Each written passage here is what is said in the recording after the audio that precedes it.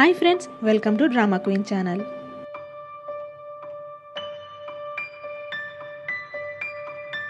కరెక్ట్గా అప్పుడే పాపం మన చైర్మన్ చలికి ఎలా పడుకుంటాడు అని తాతయ్య ఎలక్ట్రిక్ బ్లాంకెట్ కోసం వెతుకుతాడు. కానీ అది దొరకకపోవడంతో నార్మల్ బ్లాంకెట్సే తీసుకొని పైకి వస్తాడు. డోర్ నాక్ చేస్తేనేమో హీరో డోర్ ఓపెన్ చేయడు. పోనీ ఓపెన్ చేద్దామంటే డోర్ లాక్లో ఉంటుంది. అలా ఎందుకు డోర్ లాక్ చేసుకొని పడుకున్నాడు అని అనుకుని అక్కడ నుండి వెళ్ళిపోతాడు తాతయ్య. కానీ లోపల నుండి లాక్ చేసి తాతయ్య డోర్ ఓపెన్ చేయకుండా గట్టిగా పట్టుకొని ఉండేది ఎవరో కాదు, మన హీరోయినే. కానీ ఇప్పటికి కూడా హీరోయిన్ చేయి వదలకుండా హీరో అలానే కింద పడిపోయి ఉంటాడు. హీరోని పైకి ఎత్తిపెట్టి పడుకోబెట్టలేక బ్లాంకెట్ పిల్లో కింద పెట్టేసి అక్కడ నుండి మన హీరోయిన్ వచ్చేస్తుంది. నెక్స్ట్ డే అందరూ కలిసి టిఫిన్ చేసేటప్పుడు, నీకు ఇప్పుడు ఎలా ఉంది? నిన్న కొంచెం డల్గా కనిపించావు, ఫీవర్ ఏమైనా వచ్చిందా అంటే, నిన్న కొంచెం జలుబు ఉండింది కానీ ఇప్పుడు సెట్ అయిపోయాను అని అంటాడు హీరో. అలా నిన్న రాత్రి నా రూమ్లోకి ఎవరైనా వచ్చారా అని అడుగుతాడు. అవును, నేను నీకోసం ఎలక్ట్రిక్ బ్లాంకెట్ తీసుకొద్దామని నేనే పైకి వచ్చాను, కానీ నీ రూమ్ లాక్ చేసి ఉండింది అని అంటాడు తాతయ్య. నా రూమ్ లాక్ చేసి ఉండిందా? నేను లాక్ చేయలేదే అని అంటాడు.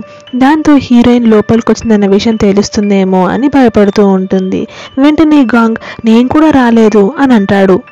అలా హీరోయిన్ని చూస్తే, నేను వస్తానని కనీసం నువ్వు ఎక్స్పెక్ట్ చేస్తున్నావా అనడంతో, అదే కదా నువ్వెందుకు వస్తావు అని అనుకుంటాడు.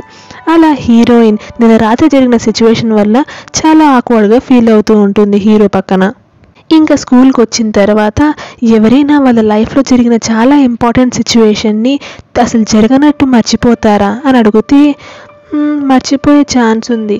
ఎందుకంటే కొన్ని ఇయర్స్ బ్యాక్ మనం అందరం కలిసి తాగినప్పుడు నువ్వు ఫిష్ ప్యాన్ కేక్స్ కావాలని అడిగి అవి కొనిచ్చిన తర్వాత తీసుకెళ్ళి వాటర్లో వదిలేసి బతుకుపోండి అని అన్నావు ఆ ఫిష్ ప్యాన్ కేక్స్ని. నేనేం చెప్పాలంటావు అని అంటుంది.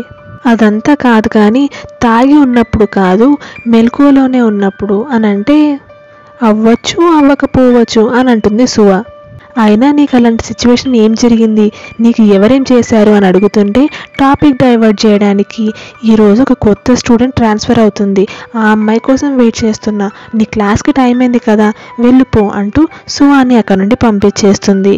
అలా ఆ రోజు స్కూల్కి ట్రాన్స్ఫర్ అవుతున్న అమ్మాయి లేట్గా వస్తుంది. ఇంకా తీసుకెళ్ళి వాళ్ళ క్లాస్లో అందరికీ ఇంట్రడ్యూస్ చేస్తుంది. ఇంకా లంచ్ బ్రేక్లో వీళ్ళిద్దరి బెస్ట్ ఫ్రెండ్స్లో యూమినేమో ఈ అమ్మాయి దగ్గర కూర్చోకుండా దూరంగా కూర్చొని వేరే ఫ్రెండ్స్తో పాటు తింటూ ఉంటుంది. తను అలా బిహేవ్ చేస్తున్నందుకు బాధగా అనిపించిన, రూల్స్ని ఫాలో అవుతున్నాను కాబట్టి నేనేం చేయలేను అని అనుకుంటుంది ఈ అమ్మాయి. అంతలో ఈ అబ్బాయి ఈ అమ్మాయి దగ్గరకు వచ్చి, నువ్వు ఎందుకు అలా ఉంటున్నావు, బేసిక్సే కదా తనకు చెప్పచ్చు కదా, ఎందుకు అలా చేస్తున్నావు అని అంటే, ఇవన్నీ నీకు ఎవరు చెప్పారు అని అడుగుతుంది. ఇంకెవరు, యూమినే అనింది నాతో అని అంటాడు. నీకు తనంటే ఇష్టమా? మరి ఇవన్నీ నాకెందుకు చెప్తున్నావు? తనకే చెప్పుకోపో, తనకే సర్ది చెప్పుపో అని అంటుంది ఆ అమ్మాయి. నాకు తనంటే కాదు నువ్వంటే ఇష్టం అని అనుకుంటాడు ఆ అబ్బాయి మనసులో. అలా లంచ్ బ్రేక్లో ఇక్కడ హీరోనేమో తాతయ్య దగ్గరికి వచ్చి అతనికి ఫుడ్ కూడా చేసి పెట్టి మాట్లాడడానికి కూర్చొనింటే, ఏం చెప్పాలని ఇంత హెసిటేట్ చేస్తున్నావు అని అడుగుతాడు తాతయ్య. హీరోకేమో వాళ్ళ నాన్న అన్న మాటలే గుర్తొస్తూ ఉంటాయి.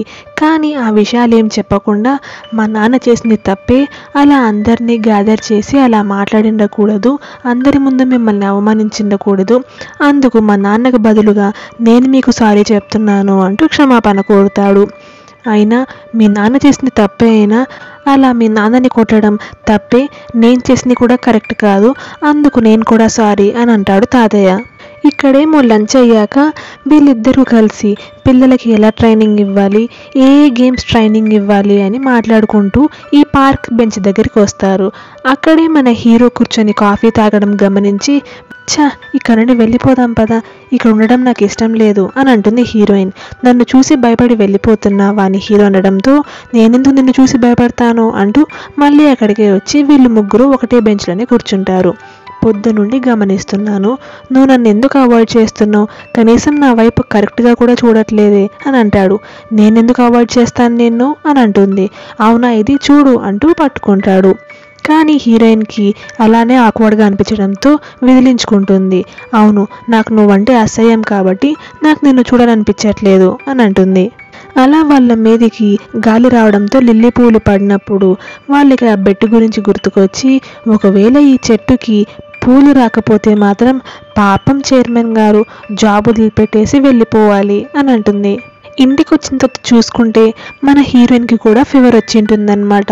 ఎందుకంటే నిన్న హీరో కిస్ చేశాడు కదా, దాంతో హీరోయిన్కి కూడా జలుబు వచ్చేసి ఉంటుంది. ఇంకా ఫోన్ ఛార్జ్ అయ్యి ఉంటుంది కాబట్టి ఆన్ చేస్తుంది. అందులో వీళ్ళ ఫోటోలన్నీ కనిపిస్తాయి. అలా వీళ్ళిద్దరూ ఒకరి గురించి ఒకరు ఆలోచించుకుంటూ పడుకొని ఉంటారు. నెక్స్ట్ డే వీళ్ళు ముగ్గురు క్రియేటివ్ టీచర్ ట్రైనింగ్ కోసం వెళ్ళాలన్నమాట. కనీసం వాళ్ళ ముగ్గురులో ఇద్దరైనా వెళ్ళాలి. ఈ అమ్మాయికేమో వేరే పని పడి ఉంటుంది, ఇతని వైఫ్ వేరే ఊరికి వెళ్ళింటుంది. వాళ్ళ బాబుకి హెల్త్ బాగాలేకపోవడంతో అతను ఈవినింగ్ తొందరగా వెళ్ళి వాళ్ళ బాబుని చూసుకోవాలి. కాబట్టి జిహేని వెళ్ళమంటారు. జిహేకి తోడుగా ఎవరు వెళ్ళాలి అని ఆలోచిస్తూ, సరేలే ఎలాగోలాగో ఒప్పించి మన యూన్జిని పంపిస్తాను అని అంటాడు.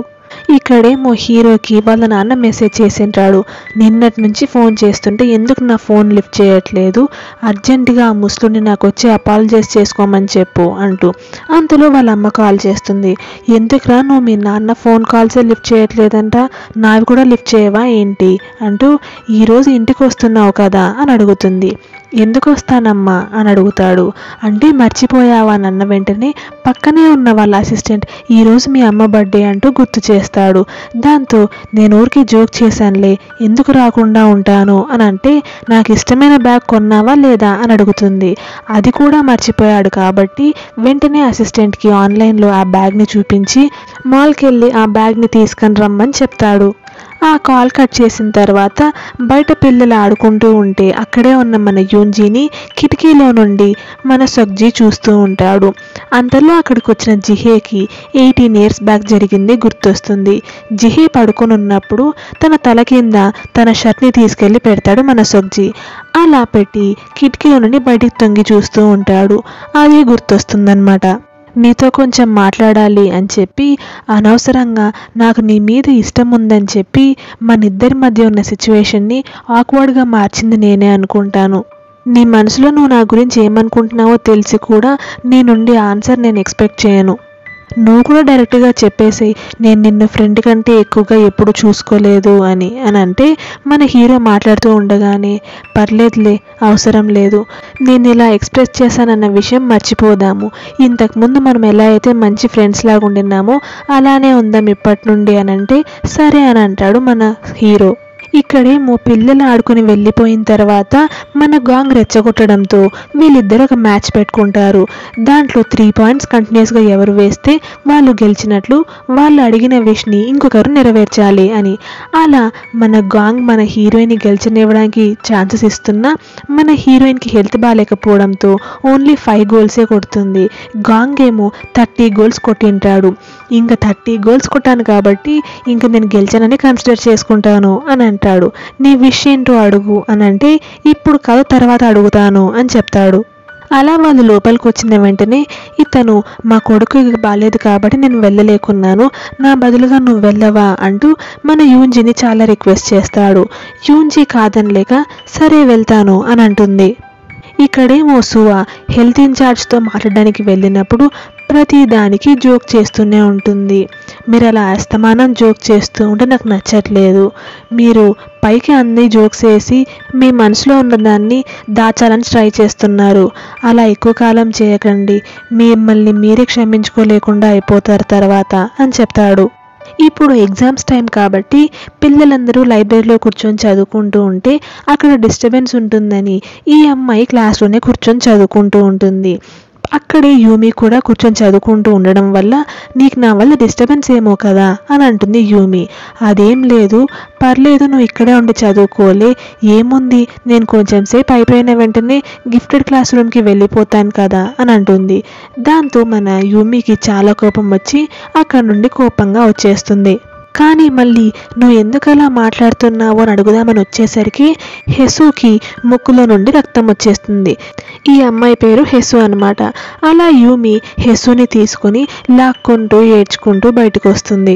అంతలో గేమ్స్ నుంచి అప్పుడే వస్తున్న ఈ అబ్బాయి వీళ్ళిద్దరిని చూసి వెంటనే ఆ అమ్మాయిని ఎత్తుకొని మన హెల్త్ డిపార్ట్మెంట్కి తీసుకెళ్తాడు. బయటకు వచ్చిన జిహే యూన్జీ కోసం వెయిట్ చేస్తూ ఉంటుంది. నేను ఇక్కడే ఉన్నా వచ్చేయని మెసేజ్ కూడా పెడుతుంది. అంతలో సొగ్జీ కనపడడంతో నువ్వు సోల్కే వెళ్తున్నావా, నాకు కొంచెం ఇలా ట్రైనింగ్ పని ఉంది, నన్ను కూడా డ్రాప్ చేస్తావా, తీసుకెళ్తావా అని అడిగితే సరే పద అని అంటాడు. దాంతో వెంటనే నేను సపరేట్గా బస్సులో వెళ్ళిపోతాను, నువ్వు కూడా సపరేట్గా వచ్చేసేయి అని చెప్తుంది. ఇద్దరం కలిసే వెళ్దామని అనింది కానీ సడన్గా ఇప్పుడే మళ్ళీ ప్లాన్ మార్చేసి సపరేట్గా వెళ్దాము అని అంటుంది. అని అనడంతో మీరెందుకు కార్ నేర్చుకోలేదు, కార్ నేర్చుకొని ఉంటే ఇప్పుడు హ్యాపీగా వెళ్ళిపోయేవారు కదా మీరు కూడా అని అడుగుతాడు. నాకు ఆల్రెడీ లైసెన్స్ కూడా ఉంది, కానీ వాళ్ళ అమ్మ నాన్నలకి యాక్సిడెంట్ అయిన తర్వాత తను కార్ డ్రైవింగ్ చేయలేకపోవడం జరుగుతుందన్న విషయం చెప్పిన వెంటనే సరే అలా అయితే నేను కూడా మీతో పాటు వస్తాను అంటూ గాంగ్ కూడా యూన్జీతో పాటు బయలుదేరతాడు. అలా వాళ్ళిద్దరు బస్ స్టాప్కి వచ్చేసరికి సాల్కి వెళ్ళే బస్ వెళ్ళిపోతుంది.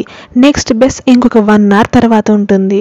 అలా వాళ్ళిద్దరు అక్కడ వెయిట్ చేస్తూ ఉన్నప్పుడే అటుగా వెళ్తున్న మన సొగ్జీ వాళ్ళని గమనించి కార్ ఆపి ఎక్కడికి వెళ్తున్నారు అని అడిగి సాల్కేనా, మేము కూడా అక్కడికి డ్రాప్ చేస్తాను రండి కూర్చోండి అని అంటాడు. కార్ లోపల జిహేని చూసిన వెంటనే సొగ్జీతో పాటు వెళ్తున్నానని చెప్పచ్చు కదా, ఎందుకు అలా చెప్పింది అని అనుకుంటుంది. కార్లోకి ఎక్కిన తర్వాత టాబ్లెట్స్ వేసుకునేటప్పుడు అది సొగ్జీ గమనించి జ్వరం వచ్చిందా, ఎప్పుడు చూసినా గ్రౌండ్లోనే ఉండకపోతే అప్పుడప్పుడు రెస్ట్ కూడా తీసుకోవచ్చు కదా అని అంటూ అరుస్తాడు.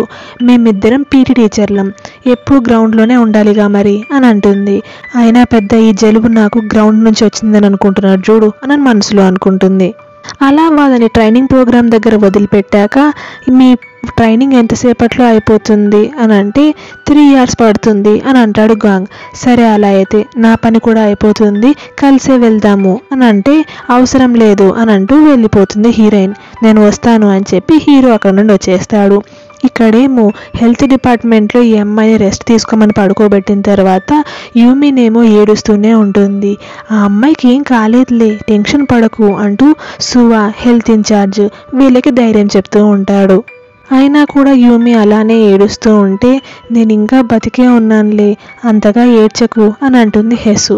అంతలో సువా తనకు కొంచెం రెస్ట్ ఇవ్వండి, ఇక్కడ నుండి వెళ్ళిపోదాం పదా అంటూ తీసుకెళ్తుంటే వెంటనే హెసు యూమితో థ్యాంక్ యూ చెప్పుకుంటుంది.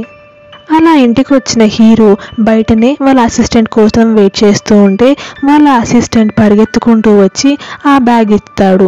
దాంతో చాలా హ్యాపీగా ఫీల్ అయిన మన హీరో రేపు నువ్వు ఆఫీస్కి రావాల్సిన అవసరం లేదు, ప్రశాంతంగా రెస్ట్ తీసుకోపో అని పంపించేస్తాడు.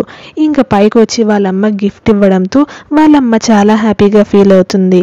అందరూ కలిసి భోంచేసేటప్పుడు వాళ్ళ నాన్న మళ్ళీ ఆ ముసలోడు అని అన్న వెంటనే అర్రే తాతయ్య క్షమాపణ అడిగిండడే ఎలా ఇప్పుడు అని అనుకుంటూ ఉండగానే వచ్చి నాకు సారీ చెప్పాడు, చాలా మంచి పని చేశావు నువ్వు అంటూ మెచ్చుకుంటాడు. అయినా అతనెందుకు వచ్చి సారీ చెప్పాడు అని వాళ్ళ అమ్మ అన్న వెంటనే ఇక్కడ అతనే నన్ను కొట్టింది, మరి అతనే కదా వచ్చి సారీ చెప్పాలి అని అంటాడు. నువ్వు ఎంతగా ప్రొవోక్ చేస్తే అతన్ని అంతగా కొట్టాల్సి వచ్చిందో ఏమో అని అంటుంది వాళ్ళ వైఫ్. ఇప్పుడు మనకి ఏం జరిగిందో చూపిస్తారు. అలా తాతయ్య హీరో వాళ్ళ నాన్న దగ్గరికి వచ్చి నువ్వు ఎంత తప్పు చేసినా అలా నిన్ను కొట్టడం కరెక్ట్ కాదు, నేను చేసింది తప్పు, అందుకే సారీ చెప్దామని వచ్చాను అంటూ సారీ చెప్తాడు. ఇప్పుడు నువ్వేం ఆలోచిస్తున్నావో కరెక్ట్గా చెప్పు, గోల్ఫ్ కోర్స్ కడతావా లేకపోతే ఆ ఆలోచన మానేస్తావా అని తాతయ్య అడిగితే నేను మానను, నేను గోల్ఫ్ కోర్స్ కట్టే తీరుతాను అని అంటాడు. సరే అలా అయితే ఇప్పటి నుండి మనమిద్దరం ఫేర్గా గొడవ పడదాము అని చెప్పి అక్కడ నుండి వచ్చేస్తాడనమాట. Thanks for watching. మీకు మా వీడియో నచ్చినట్లయితే ప్లీజ్ మా ఛానల్ని సబ్స్క్రైబ్ చేయండి. Thank you.